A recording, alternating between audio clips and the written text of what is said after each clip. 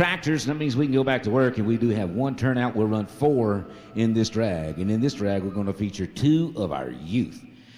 First to works, Sydney WOLLETT, Argyle, Texas. He owns and rides French and Freckles, the 2012 Palomino mare, bred by Jesse Compton of Hockley, Texas.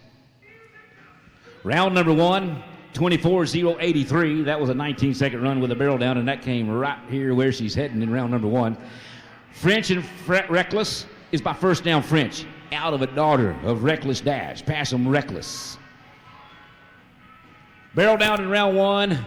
We come back with our back against the wall. Cowgirl up and qualified in round number 2, 18.663. 18.663.